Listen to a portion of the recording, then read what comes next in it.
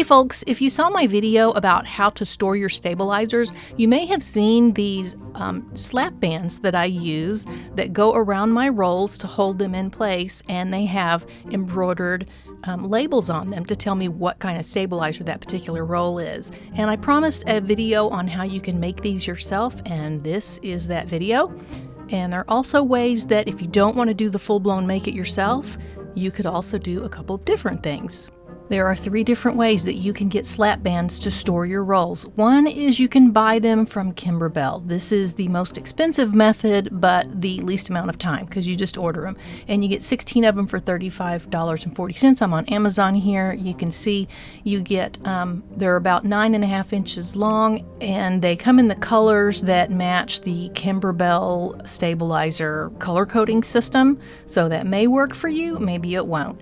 Another option is you could purchase slap bands. These are often used as party favors for kids' parties, so you might try a party supply store. I'm here on Amazon, and you can see there's a lot of different options at different price points, but they're not very expensive. I see for $8 you can get 12, for 72 of them for another $8. They're just plain white, so you have different options there, different colors, different materials. These can be hard to actually write on with a permanent marker because a lot of times they're a silicone material and the marker won't stick to it. So that's another thing, and we'll get to that in a little bit, because the third option is you could either buy slap bands or make your own, which I'm about to show you how to do, and then cover those in fabric and embroider the labels on them, or just make your own and use a marker and write the different labels on them, whatever you want to do. So you have a lot of different options.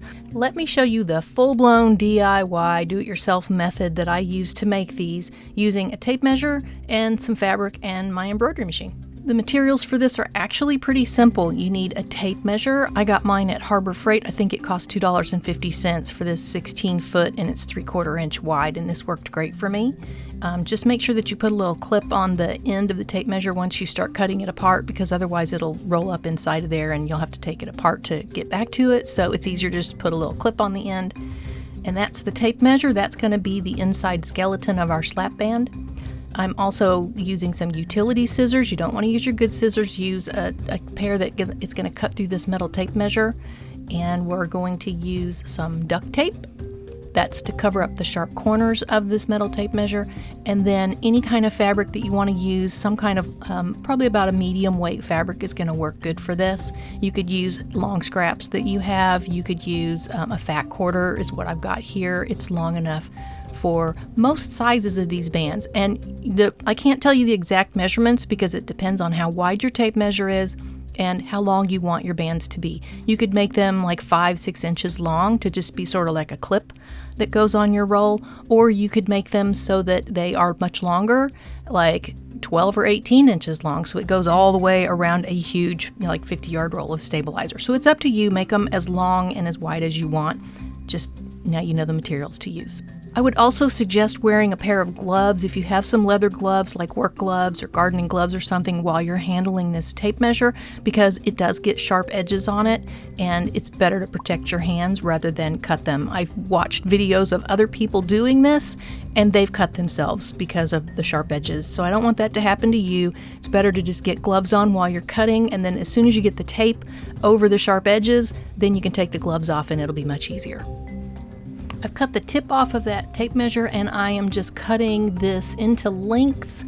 About 10 inches is what I decided to go with. You can choose your own length, and you don't have to measure anything because it's a measuring tape. So you just cut on whatever line you think is the right length. And just regular utility scissors will cut through this. It's not very hard. Just be careful of those sharp edges, and like I said, wear gloves. Even though I didn't. Sorry. Then I've got my duct tape, and I'm laying it sticky side up and cutting a piece of it longer than the piece of tape measure. And you have to be careful, it'll kind of like stick all over the place and not lay still. Now I'm clipping off the corners of the tape measure, that way you won't have any super sharp ends that will poke through that tape or fabric later. And do be careful where those little triangular bits fly off to. Those can be kind of dangerous, so do that over a trash can or something. And make sure they all get cleaned up. You don't want them left hanging around to cut somebody. And then I just put it on the tape, and I'm folding my tape over because it's wide enough. If your tape measure is wider or your duct tape is skinnier, then just use 2 layers, top and bottom. I mean, I don't need to over-explain that to you. You're smart people. And then I'm just cutting off the excess. So now I have my tape measure piece encased in duct tape all the way around. And that's going to protect those sharp edges. Now, in order for this to bend like a slap band, we have to really kind of bend it out of shape. So the tape measure wants to bend circular in one direction, and what we want to do is bend it backwards. You don't want to crease it, like you don't want to fold it so sharply that it folds and creases. You just want to do it very gently and just kind of roll it back against itself in the opposite direction that it wants to fold. You can just take a bunch of these and sit in front of the TV or listen to music. I don't care what it is. Whatever it is you do to relax or whatever, you can just kind of bend these around while you're doing it. And make sure you get the ends too. And after you've done that, and you got to kind of do it a few times, then you'll eventually get a band that will straighten out for you, but then it'll curl back up, and that's going to go around your roll. Once you've got it so that it will curl up on itself like that, you don't really have to worry about straightening it out if you don't want to. It's not an actual slap bracelet, so I find that as soon as they're curling up on themselves, they're good to go.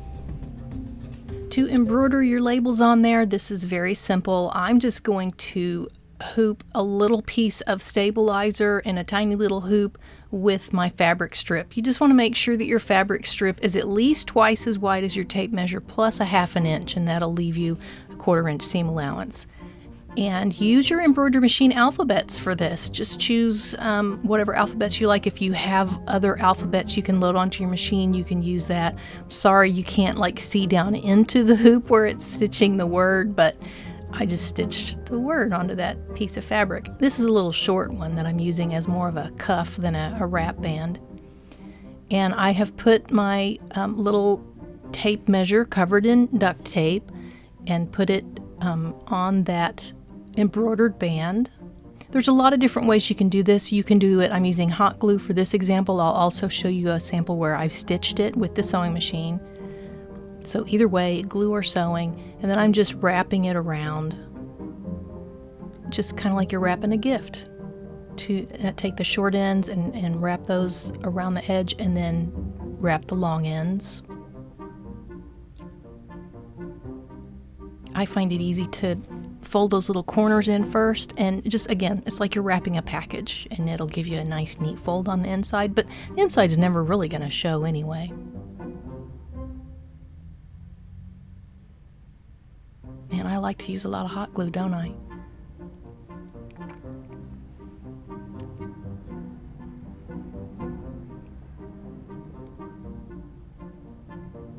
And that one actually says heat on it for my heat soluble stabilizer, which is a skinny little roll that I use. So that's hot gluing. And for this one, I'll show you how to sew it. I'm showing you basically how your strip of fabric needs to be bigger than your piece of tape measure. And then I'm just folding it in half, and I'll take that over to the sewing machine and stitch a seam on it. Make sure you have a 1/4 inch seam allowance, and you don't want to have it too skinny so it won't fit over your piece of tape measure. So I've sewn the seam down the side. You can do one edge, one of the ends if you want to.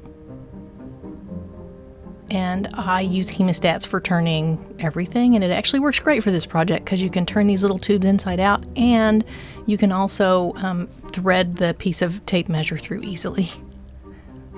But you don't need them. You can do it without that. Let's speed this up. And I'm sure you saw what's coming next. You just slip that piece of tape measure in there and put the word that you embroidered in the center.